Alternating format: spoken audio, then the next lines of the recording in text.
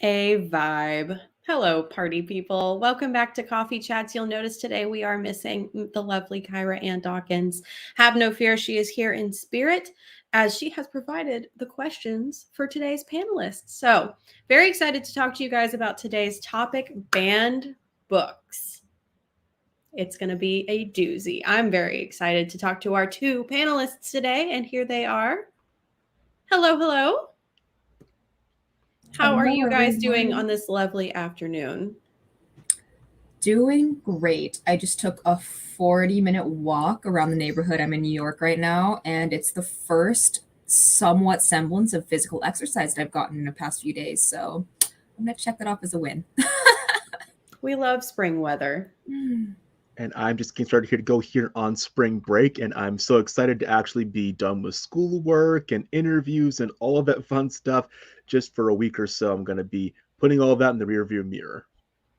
Yay! Very happy for you both in your spring awakening. So would you guys please introduce yourselves to the audience, a little bit of who you are, what you do, and why you're excited to talk about banned books? Sure. I'll go first. Thanks, Noah, for that introduction. I remember school days and being on break. That sounds amazing. But I am Amy. I'm one of the author coaches at NDP. You might have seen me last week talking about how to secure book reviews, but today is a little bit more fun and about the history of books.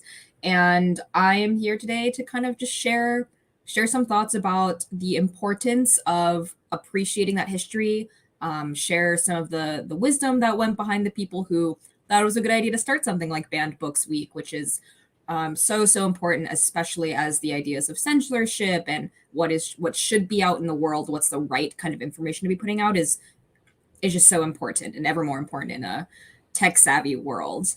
So Noah, off to you. That is all very true. Yes, I agree with all of that. Yes, I'm a grad student here for higher education, so I'm still within this field. And I have found that as an author mentor, I put that on my title down below here, that education and banned books, there's a lot of crossover in that regard, and politicalization and weaponization of all of that. So I'd love to discuss just all that goes into banned books, the process, why they're banned, what kinds of books are banned, and how it affects everybody listening here. Yes. Me too, for the record. So to kick things off, we'll start with this question just to get us rolling. What are your thoughts on the media's recent portrayal of book bans? They've been saying that it's kicking back up again. There are books in particular subjects more recently that have been banned, as opposed to books that have been banned in the past. So I'll leave that up to your interpretation. Give your opinions first, please. This is it's like one of those topics where you can only really scratch the surface in a 1-hour conversation, but it is such a systemic issue of, it has everything to do and nothing to do with this idea of cancel culture, what safe spaces, what does it mean to show someone who's not ready to see something that might be really traumatizing or scarring or downright racist or sexist or bigoted. At the same time, you see this in the tearing down of statues, like the tearing down of physical statues that are named the wrong things after people who own slaves. The idea that there can only be one kind of right information out there in the world. And it's such a sticky topic because I think a lot of us would agree that it's really nice to have a safe space. And it's really important to not share traumatizing things with people who are really young, for example. Where it gets hard is when you have someone saying, I have the authority to say that no one is allowed to read something of a certain topic, even when that topic might be just a fantastic way to start a conversation around issues, systemic issues that we're constantly struggling with, like racism, sexism, mental health. One of my favorite banned books of all time is One Flew Over the Cuckoo's Nest by Ken Casey, which was then turned into the series of Miss Ratched on Netflix, about psychotherapy and psych wards. And, those kinds of books are fascinating and really important in some ways.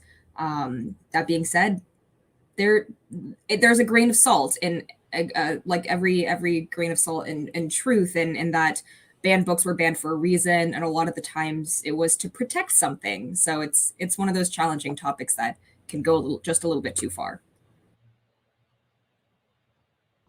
Totally agree with that. I would say, in a word, distorted or confusing, because we're never entirely sure what the whole field might look like. We can see just a particular viewpoint. It might be more conservative leaning over here or more liberal leaning over here. I always think of the book To Kill a Mockingbird.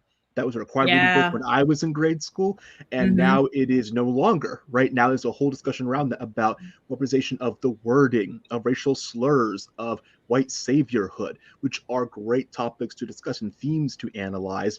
And now it's more of a suggested reading, right? Not required, but more of a, if you want to, you can have it within the classroom. So there's a distorted view of that.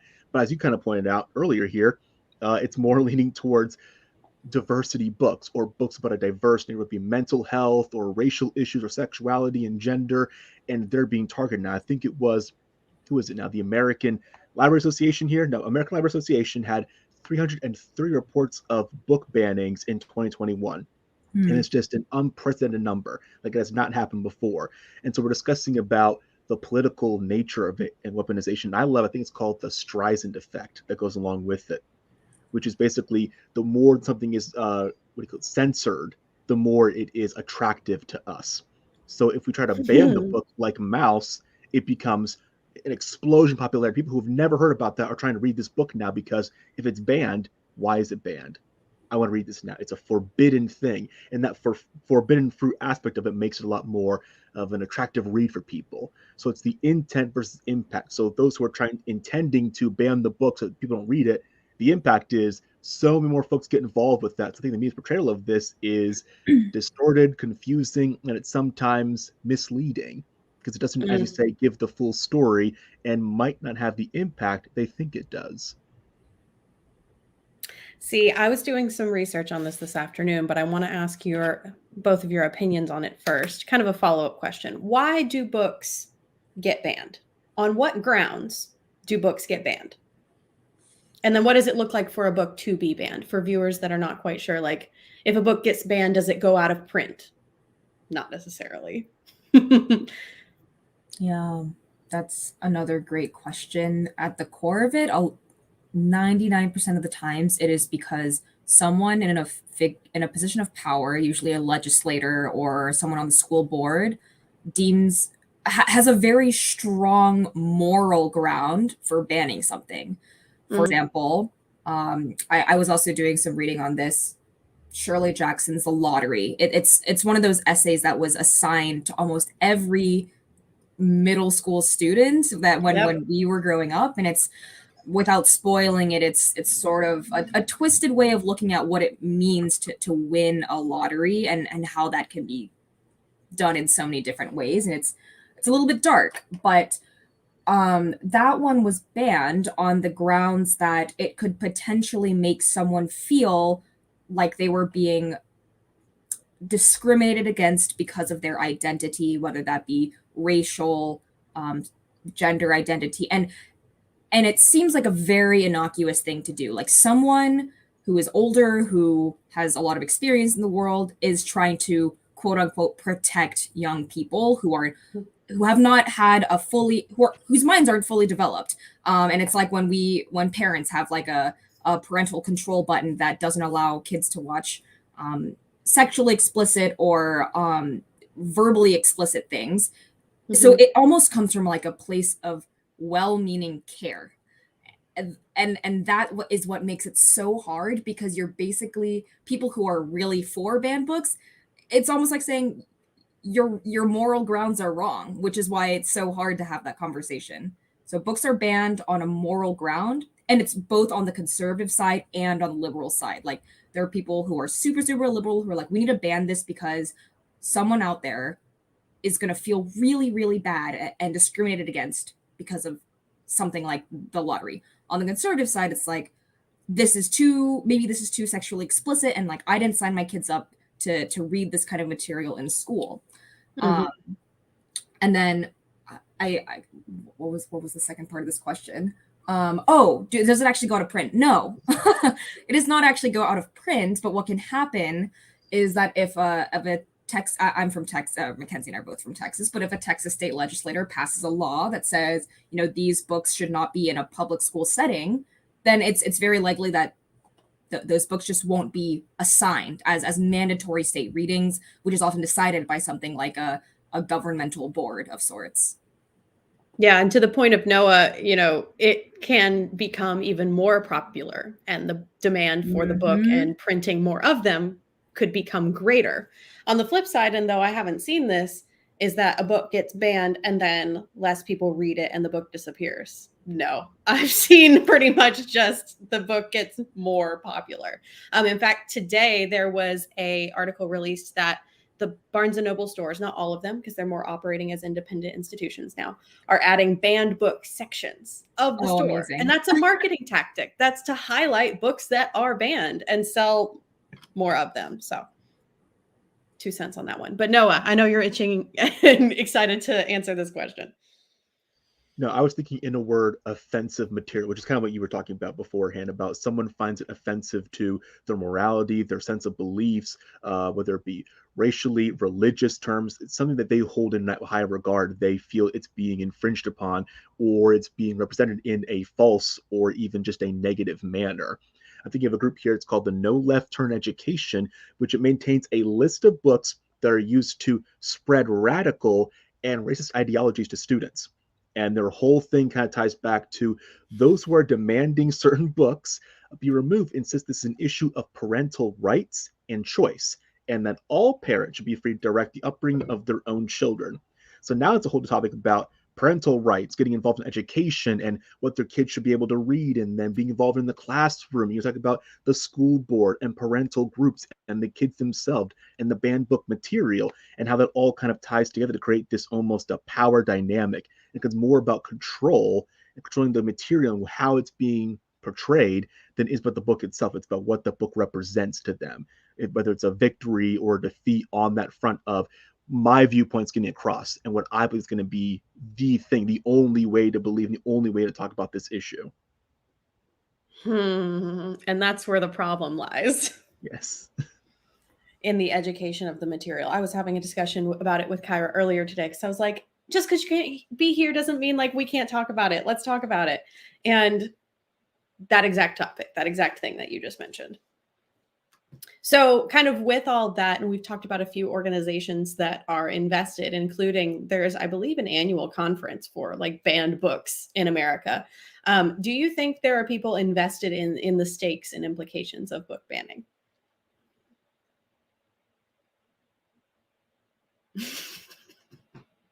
Open-ended question, I promise. I was waiting for you to go first. But you asking me personally, or? Both of you. Go for it. Yes, I definitely believe that there are folks who, whether it be an individual for, let's say, political or personal or even social power, it's a great way to gain stakes or social proof with an organization. If you are for something or even just against something else, it can gain you more notoriety with a group. Whether it could be, I'm thinking of To Kill a Mockingbird, I'm thinking of The Handmaid's Tale, I'm thinking of Uncle Tom's Cabin, all these books where there can be just a lot of controversy around that. And if I want to gain power a particular group or groupings of people, populations, I can just state my opinion on that, whether it should be banned or if I'm fighting for it to be in public schools. And that can gain me that ability with these individuals. So there's a social proof, there's political behind it, political power behind that, and almost a weaponization of that. It can be a way to force a lot of beliefs onto individuals, and that's the key way in, as you kind of mentioned before here, whether it's a moralistic belief. And I take that moralistic belief and I use it as a battering ram to enforce my opinion on the school, the students, the community, and that my way of thinking is the only way of thinking. And they're just kind of using the book as their leverage into that conversation. Mm-hmm. What do you think is the the opposite side of that, in that people who are invested in it because they believe in accessibility of reading material. Absolutely. There's always the other side of the coin. I'm always going to talk about the ones that are, shall we say, what's what I'm looking for here, but harmful to individuals. But there's always the side where they want to get more diverse materials out there, more perspectives, right? If there's, I think of an example of a conservative area and a diverse book is being banned because it's different and goes against the community beliefs or that particular person talking about it, right? But it doesn't mean we cannot have books about different racial identity groups and the experience of the lived experience of those who are going through the trauma of being marginalized in this community within America as a whole. And some might take that the wrong way. So there's always going to be folks who are championing that, what I believe at least, are the right beliefs and viewpoints that are not always given priority in the media, and they should be out there. So we're talking about that as well, but also folks who are maybe doing it for nefarious purposes. Yeah, there are a lot of books that are banned simply just for the existence of LGBTQIA plus people within the story. Just by existing in the story, those books get banned, and that's denying the existence of an entire group of people, very real people who exist, and that's harmful. But so why? So actually, to your point, you already answered this question. Why might someone ban a book just for the existence of? You were already just saying why. Amy, your thoughts? Yeah, I was thinking about, I forget who says this, but the personal is political, the political is personal. And in an instance where a book is banned, I was almost thinking about what happens after that.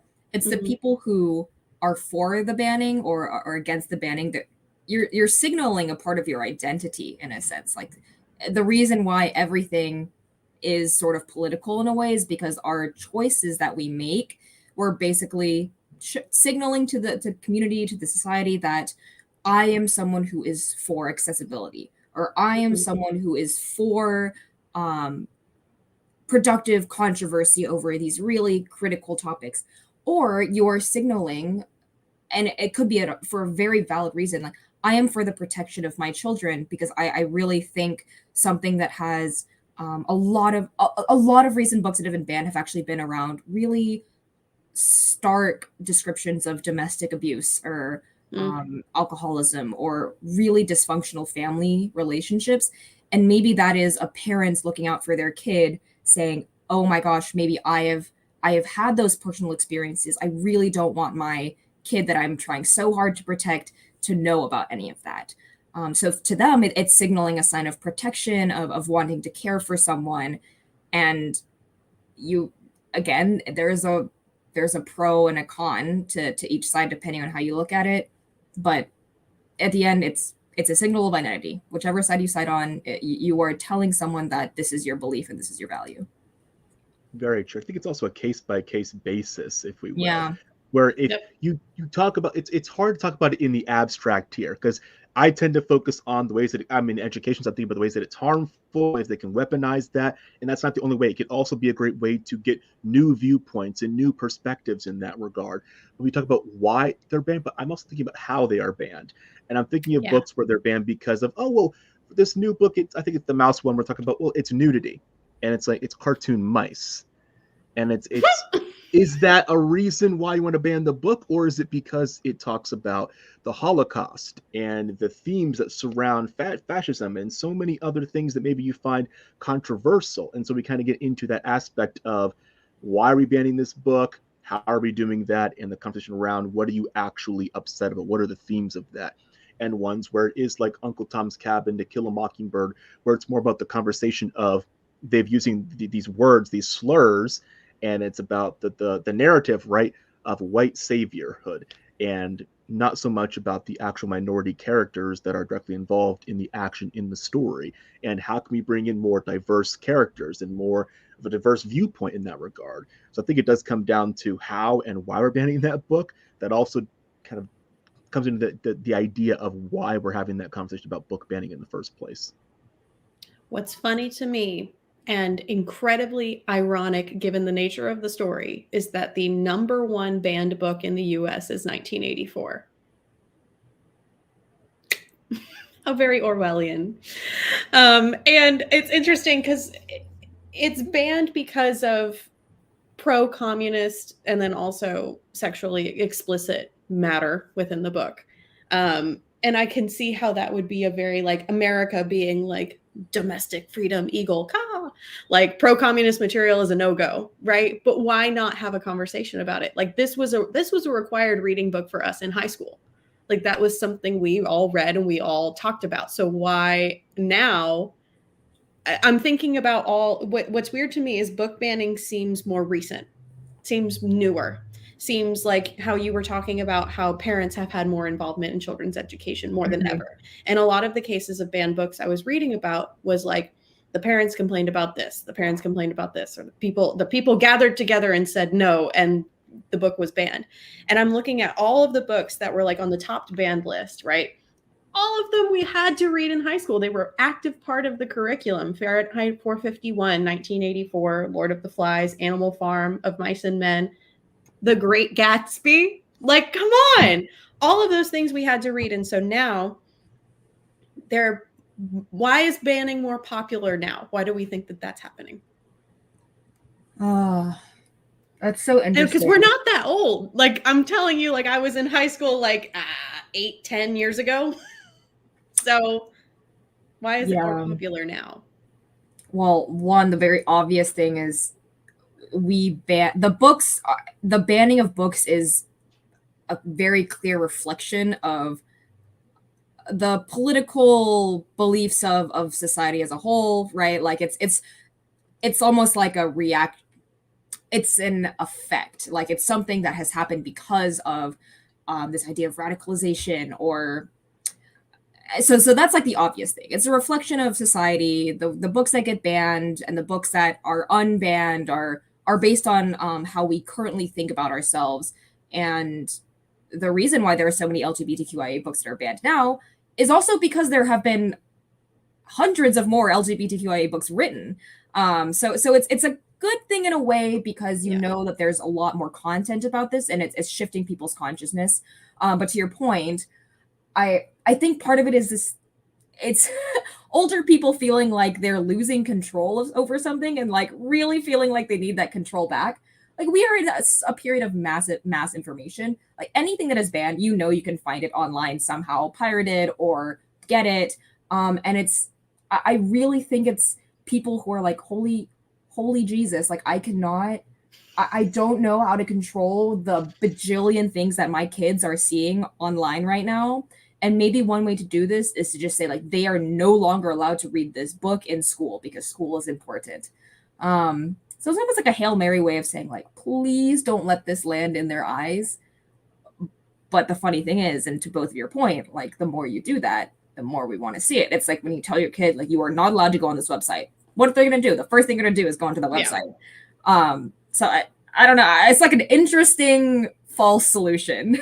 And it feels so extreme, right? Like we're not asking children to read 50 Shades of Grey, but yet we ban The Great Gatsby on the same grounds, like just for sexual references. That's about it. References, not even scenes, just references. And you're like, that feels very extreme.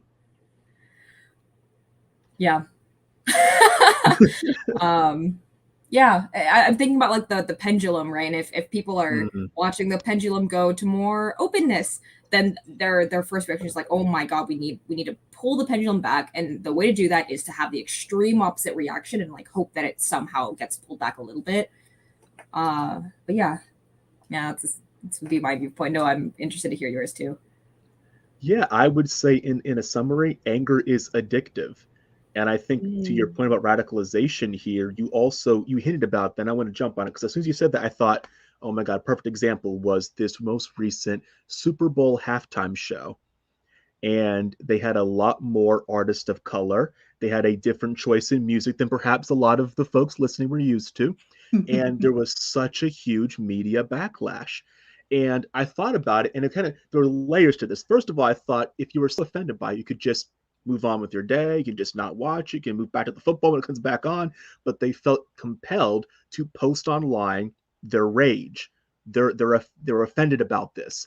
And so it kind of comes back to we live in this very connected social media world where everybody is connected all of the time, 24/7. So the news cycles and social media posts, they're all connected, and anger gets the clicks. So folks are more invested in things that are controversial because they pay attention to that. They feel, as you said, connected to it. The power. I feel invested. I feel like I'm being infringed upon. And the way that, as you kind of back to your point about media here, the media can portray it as an attack. So when we're saying about, for example, a book that is putting forward a book about people of color, LGBTQ plus background, and someone else, another news source, takes it as it's an attack from the left on your kids and your way of thinking. They're trying to brainwash our children. So now these folks feel like it's an attack and I have to get involved. And it's the anger on top of that. Now it's the sense of power coming into it. And it creates this almost self-feeding machine that the snake eating its own tail here of whatever is in my way that will evoke anger, I'm going to put that as my news story because folks will want to get involved with that. But unlike the Super Bowl, right? They can't really talk to those folks, the artists, but I can talk to folks at the school board meeting, the teachers, the folks that believe this. I can yell at them and kind of get that out, but I can't yell at Super Bowl people. So it's a way to be more involved in the story, if you will. Oh, poor teachers. Poor teachers. They are caught in the middle of all this. Well, so in line with all of this, do you think that book accessibility in public spheres, like public schools, for instance, should ever be regulated?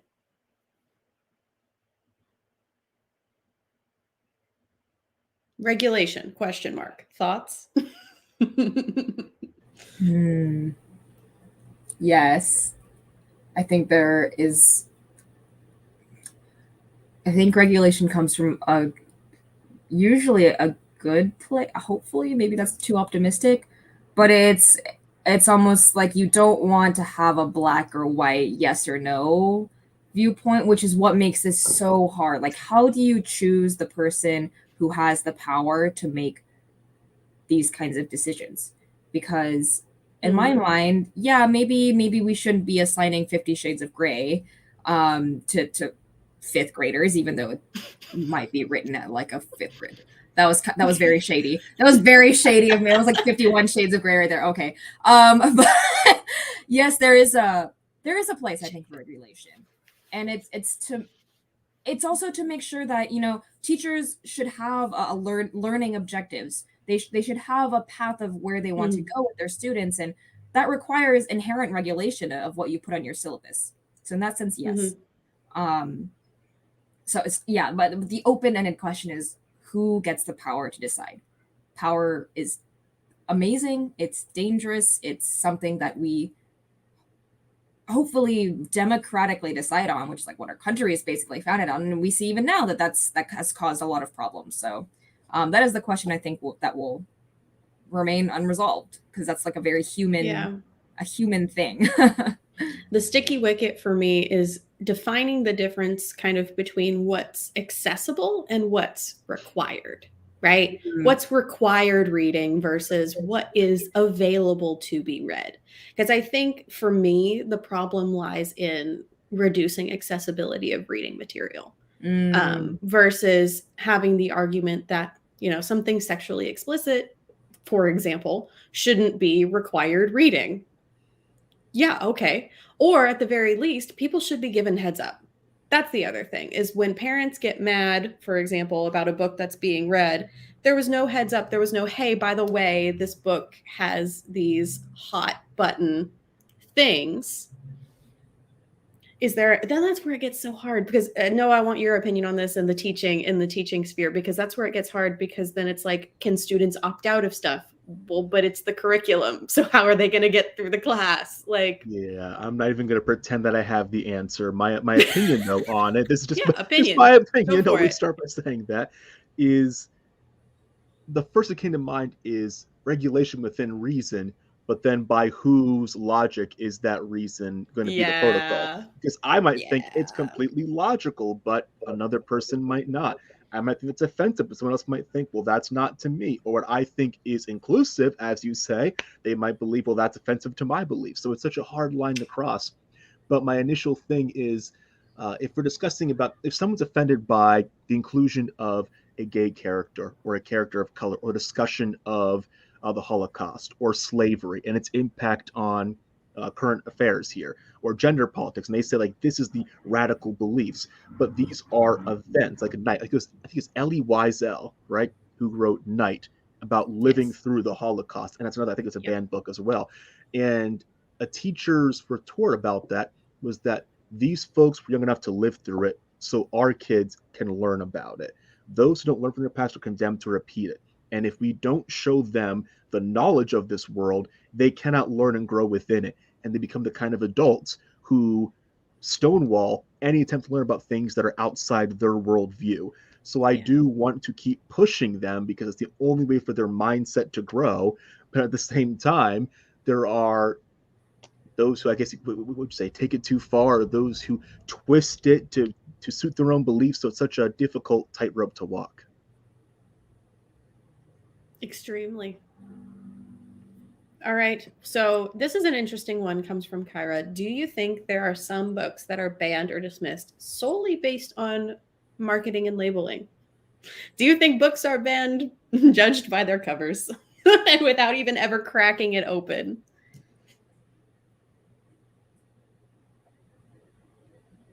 My answer is my head nodding. If you have anything additional to say, I feel free.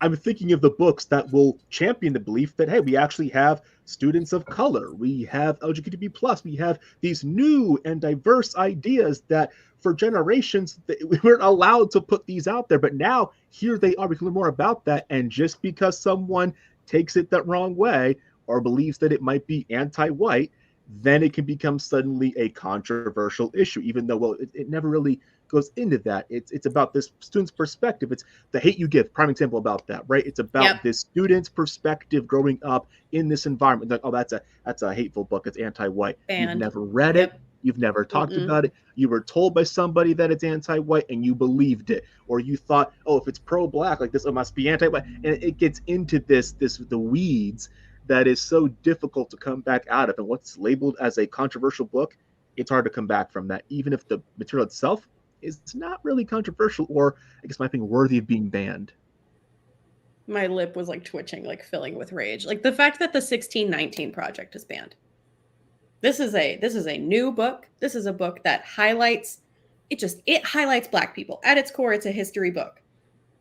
And I'm flabbergasted. Like I'm just left with, Yeah. Or on the cover of another banned book that was recently written, Genderqueer, a memoir. Just based on the title, people are like, nope. We're not doing it. You know what? I'm wondering when we, like our old people, I'm wondering what the banned books will look like then. And it will and I ask that because there will probably be things when we are older that we find horrifying and maybe we don't want our children, grandchildren to read, and maybe we'll get seen as like, I cannot believe they think this is something that should be banned. My guess is that it might have something to do more with artificial intelligence and technology taking over the world in different kinds of ways, like almost like a Black Mirror-esque version of like a book. In a book, I love Black Mirror because I am scared of that stuff. So I'm always just wondering, like, I kind of want to take a look into that mirror and say, Amy, you have very strong moral judgments of things sometimes, for better or for worse. Like, what would you consider a banned book when you are older? Because right now I'm like, nothing should be banned. Like accessibility is the key. But yeah, I wonder what that future looks like. Yeah, that's very interesting. I think the flip side of that marketing question here, you say, are books dismissed solely based on marketing, but are they marketed specifically to get that reaction? Is that almost an inverse of what we're talking about right now? Like as an author, it just came to me right now. It's like no press is bad press, right? Exactly. You get a book banned, you sell more books. Is that a marketing objective to get that? I mean, because again, hate is addictive, and if I get the interaction, maybe they'll want to buy the book more. Streisand effect. Just cause it initially, be the cause and be ahead of that to get the sales. So maybe someone could benefit from that. Absolutely. And I think books are one of those few things where it actually applies, like no press is bad press. There are some people who are like, oh, for a human being, no press is bad press. I'm like, I'm not really sure. But for a book, it's like actually true. Like even the books with the worst reviews, like people will still want to read it because it's like, oh my god, I want to make fun of it too. And yeah, so I totally agree with you, Noah. I'm sure there are some people who have found out that this is actually a genius way to market their books. And kind of I'd be interested to hear a book publicist's opinion. That'd be nice. But kind of going oh, you found my secret. I'm not sure if you have this question. Stop me if it's already a question, right? But I'm thinking of J.K. Rowling and the Harry Potter books. And the kind it's not already a question. Go off. Okay. The in-between that can be, right? There are folks that will disagree with J.K. Rowling's beliefs, I guess to put it lightly, right. and how that translates to the Harry Potter books, because every book bought and merchandise all goes back to her. So do you stop supporting the author and in a way almost personally ban or cancel the book based on the author's actions? I don't think that's how, well, because for example, the Harry Potter book series has been banned in several schools, particularly Catholic private schools. Yeah, witchcraft and that whole thing. But yeah, I've never heard of, especially in school boards, that feels like a very personal thing, right? To choose to not support a book based on, again, personal beliefs of an author. I would be interested to see if that ever happened within school board systems. Like, hey, we've decided that as a collective unit of parents, we've decided J.K. Rowling is bad. No more Harry Potter books in the library. That would be interesting to see. Yeah. Can't see that, but that'd be interesting. I guess more out of the classroom, more into just the reader, the wider reader base. If this whole fan base agrees, like we should just not support the author anymore, does that reflect on their work? Do you separate the author from the work, or are they intrinsically tied and now the support is not, the book is now dismissed based on that? Mm-hmm.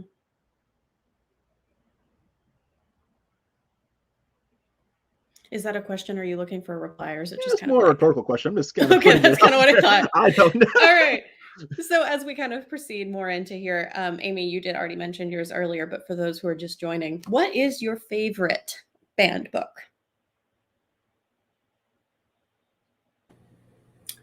Yeah, I guess I'll just continue what I was saying about One Flew Over the Cuckoo's Nest. It was banned on the premise that there was a lot of sexually explicit references, a lot of kind of gruff, toxic masculinity, and on top of that, just this whole realm of the idea of a psych ward and people who suffer from different mental health issues.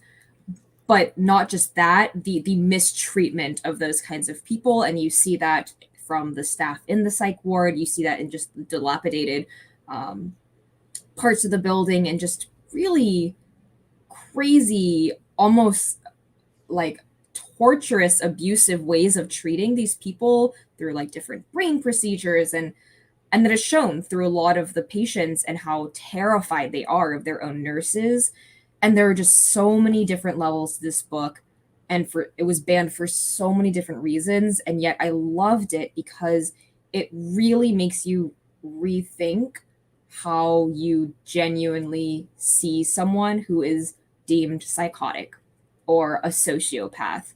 And you also get a different perspective on caretakers, and not all caretakers are good at taking care of people. And it's just this interesting look into mortality from the eyes of those people in society that are quite marginalized. So marginalized that people think that the only safe place to put them is in this ward where they are physically restrained in rooms.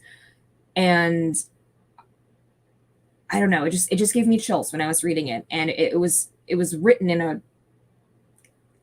a very, very interesting way, to like very unapologetic way.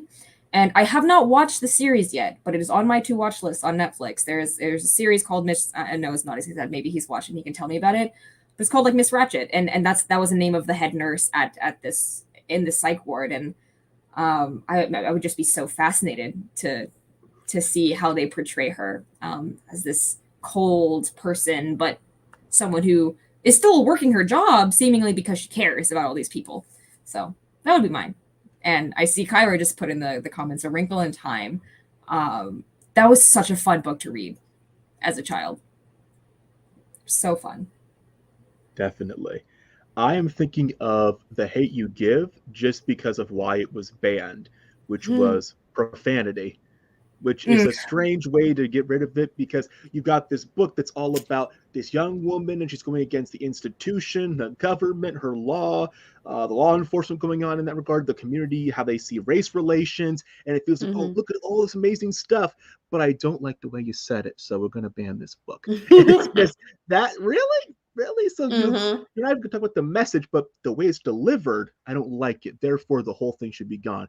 And it feels like, yeah, that's the negative side of book banning. When someone, you can tell maybe what they really want to ban, but they got to find a legitimate reason for it. So profanity is what we go with, and not the fact that it is bringing up race relations, the discussion that we have with it. I'm personally a fan of Catcher in the Rye. I think it's a cool book. I think that it's actually adorably hilarious that a 6-year-old is swearing throughout much of the story. And that's part of the reason why it was straight up banned. So that's my favorite banned book. But yeah. So as we kind of reach the end of our discussion here, I want to encourage audience members to ask a question in the chat. And I want to ask you guys if there are any further thoughts you have about any of the topics discussed today related to banned books or otherwise. And Kenzie, as people are thinking, I just want to say Catcher in the Rye was the first book I read in one sitting. Like, straight up, I just sat there and I read this book and I almost cried. And I read it when I was not too long, maybe just 3 years ago. Yes, I have the exact version too.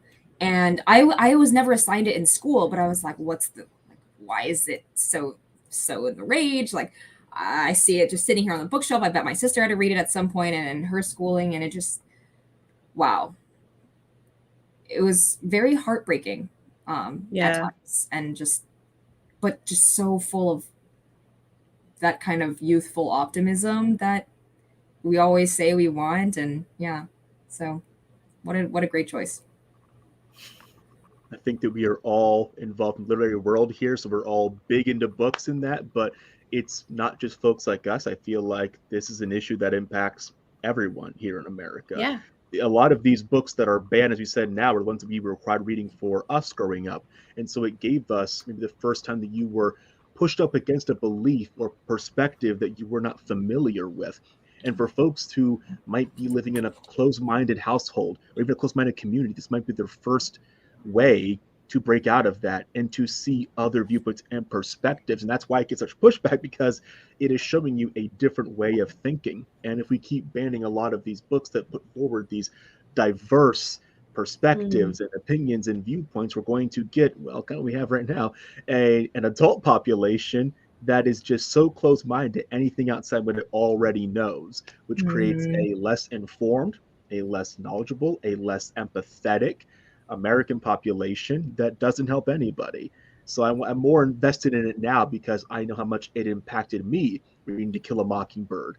And for a lot of folks, it was their first time with race relations and understanding how that could go so horribly. Oh, I thought it was just something in the past, something way back then, doesn't affect us now. And they're seeing how the systemic issues are systemic. They are ingrained in that system, and it made them more likely to be on the right side of history, as I say, and more involved in activism. So taking away those opportunities for them to have that spark is horrible. They should have that spark. As uncomfortable as it is, those are the growing pains to creating a much more whole and unified person.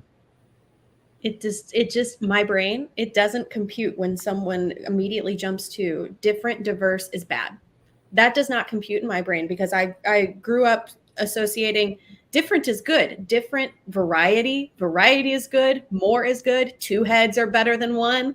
And so the fact that we've got this this idea of like, someone doesn't think like me immediately, no, is just like, I'm having trouble formulating the words. It's just not something that I personally I'm having a hard time identifying and trying to see that perspective. It's like fixed versus growth mindset. And if we keep banning books that promote that growth mindset, you're going to be stuck in that fixed mindset of who you are and not mature and grow as a person. I think something my family always says is some folks grow up and some just get older, right? And I think a lot of these folks, they just grow older. They don't really grow up if they don't accept things that are outside their worldview. That's my takeaway. There we go. That's a great thing for me to say. Well, I mean, the scary thought for me is, what if it's all a manipulation tactic, right? What if they know exactly what they're doing and trying to keep people in a box and keep people from learning more and retaliating against the system, as it were? Ever the more reason to get involved and to ensure that these books are out there, which is why I think, what was it? You said Amazon or no, Barnes and Noble. So here's our banned book collection. You can't see it over here, but we got it right here for you. So at least some institutions or groups or organizations are trying to get the right information out there, that at least it's available to you. You don't get rid of it completely. Not required, sure, but let that information still be available to the populace that wants to learn more. Yeah.